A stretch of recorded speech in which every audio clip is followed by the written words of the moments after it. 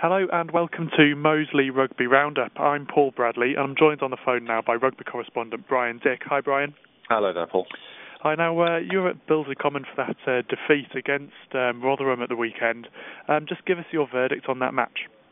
Yeah, well, it was a pretty depressing afternoon actually.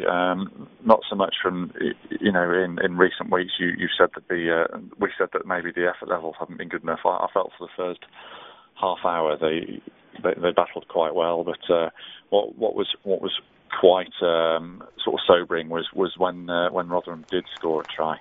Moseley just seemed to cave in, and for 15 minutes they were rabbits caught in headlights. And in that time Rotherham reeled off 4 tries, and the game was decided. And Moseley therefore didn't really have much to play with when they had used to the conditions in the second half. So yeah, it was a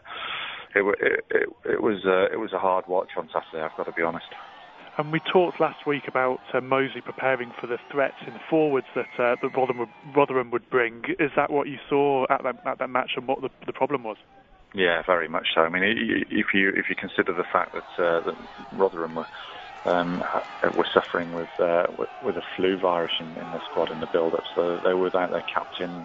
Sean Dougal was a big player for them, and a couple of other guys in the forwards as well. So yeah, it was nevertheless the guys they brought down were mountainous, and they ran hard and straight, and while Moseley kept them at bay in the first half hour, it was hard work, but they looked to be coping. But as I said, what was worrying was when the dam burst, sort of thing. It was the head seemed to drop a little bit, and you don't really want to be not feeling a bit blue about yourself with 20 stone of Tongan coming straight at you, which is what happened quite a lot at the weekend. Okay, now we'll hear from Kevin Magus in a minute. You spoke to him after the game, but just looking at the season and how it's already panned out, this is turning into a tough season already for Moseley, and maybe not quite what everyone was expecting. Yeah, it is. I mean, there was a huge amount of optimism in pre-season, and then after the first game, when they drew with Cornish Pirates, there's no reason to say that we've got to write them off now already. We're not saying they're definite bottom 4 material. However, they do need to pick it up sooner rather than later. This weekend they're at Plymouth, and this Friday night, I should say, and that's a pretty big game for them. But yeah, they need to start picking up these results and improving the levels of their performances pretty quickly. Otherwise, they will find themselves in the bottom 4 again for third season running.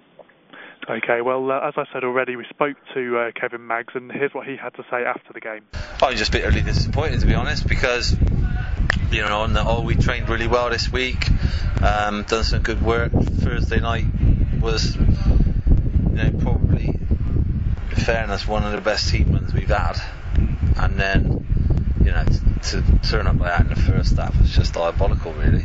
Unfortunately, just spent the whole time really defending, really. Turned the ball over too many times, made too many mistakes, made too many bad decisions, and ultimately, to concede 36 points to 8 at home it's just, it's disgraceful, really. I feel sorry and I just can only apologise on behalf of the players to the fans, really.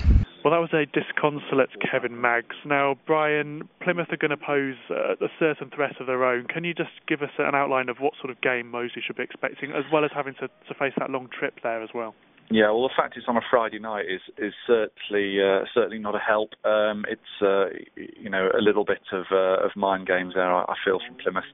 But Moseley went there last season on a Friday night, and the rain fell, the wind blew, and it was a heavy pitch, and it was hard work, and they lost in that playoff game down there. I think there's going to be you can probably expect more of the same. Plymouth maybe aren't quite as narrow in terms of the way they play as they were last season.